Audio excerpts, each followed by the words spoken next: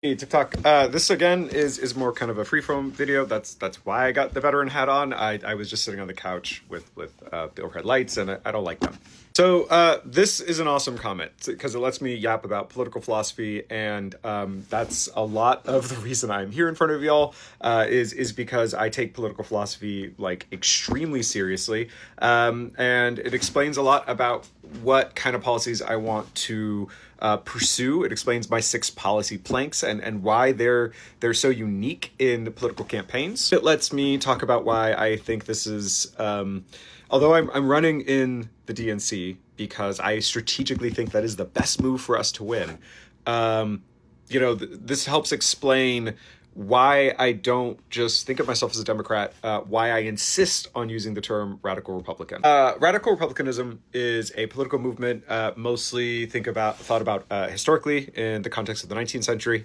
It's an American movement, but it's not just an American movement. There are traces of radical republicanism in Ireland and the fight for Irish freedom as well, and traces of the same and similar ideas throughout the Americas too, so Latin America. But I also insist on calling myself a democratic socialist. So democratic socialism is a movement in America best typified by people like Senator Bernie Sanders or Representative AOC. And democratic socialism can be thought of like basically in big 2 categories, multiple ways, but those are sort of the largest ones. So in European circles and European politics, democratic socialism more or less means going through like socialist revolution, but just politically, not with like a disruption of the state itself. So the idea is you're still trying to make a society where workers control the economy and not the people who own the factory. So the rich do not control the society. The people who actually work control the society.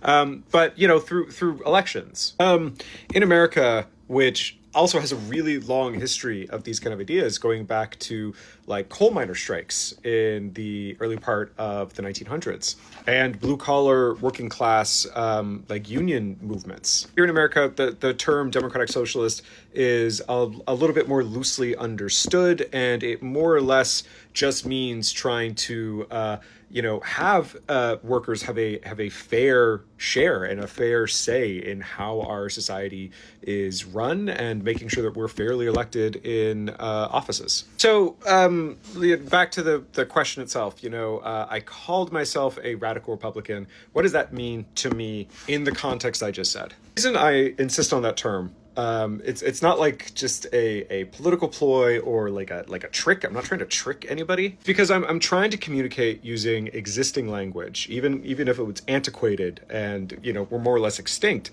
I'm trying to use existing American tropes and language to communicate that I am for worker control of our system, but it's because I believe that is a necessary thing for American rights and the political project of the American Constitution and the Declaration of Independence. We need that kind of focus on radicalism to make sure our rights are protected. There are like 2 really, I feel like viscerally obvious examples to show this. The first is the famous Citizens United ruling by the Supreme Court. I'm not going to go over the whole thing, but my interpretation of the results of that ruling is that it more or less allows the rich to pump as much money into society as they want. And it makes the ability for us, like the working class, normal Americans, it makes it incredibly hard for our voices to be heard,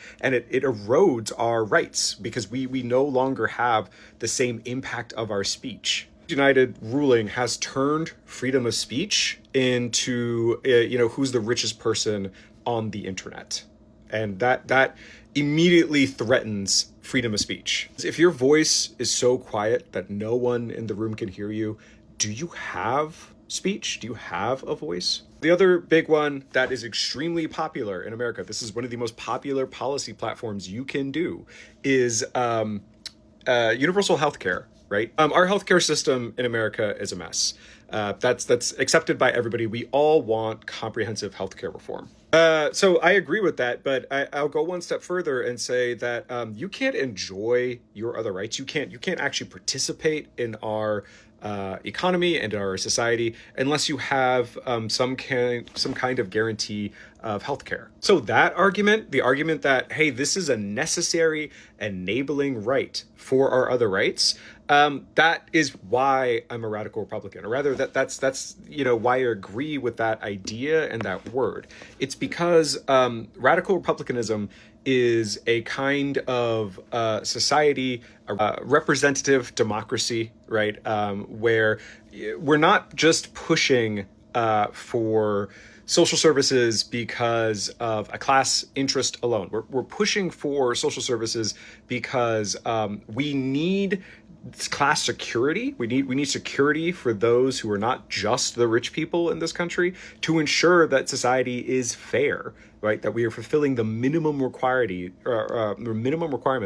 for social justice. One of the biggest criticisms conservatives will have about social programs is that they are somehow quid pro quo, or that what's really going on when Democrats try to offer social services to their base is really just trying to more or less like incentivize them to buy votes and build a dependency on the elected official.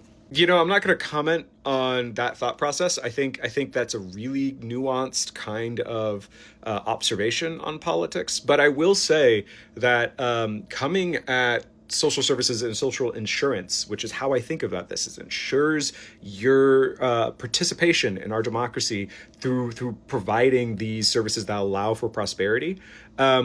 Through radical republicanism, through that lens, undercuts that argument significantly. I ultimately identify as a radical, like an American radical. That is, I am focused on equity in society. I am focused on justice in society, which is why you hear a lot of echoes about justice and equity for prosperity in my platform. I want to throw I want to investigate fair trials, but I want to prosecute those collaborators in the Epstein files. I want to investigate and prosecute corruption in our government and the family of elected officials, because there is so much obvious evidence that it is running rampant right now, and that people are getting rich off of our tax dollars and defrauding the United States government. It's clear that corrupt politicians on both sides of the aisle, Democrats are not immune to this in any way, shape, or form, are profiting off our system and building a system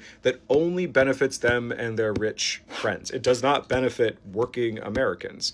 All those kind of talking points, all those real policies I'm trying to pursue, that's because I am an American radical.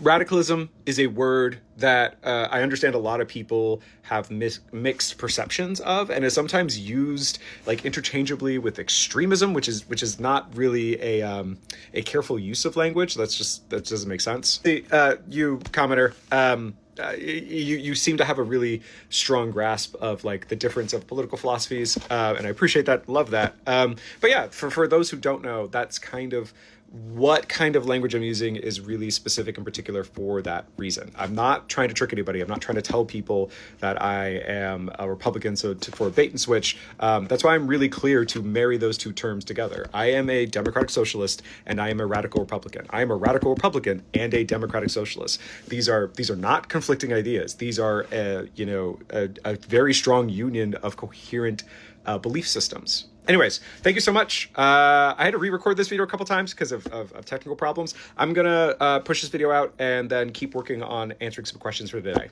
Thank you so much. I'll see you on the moon.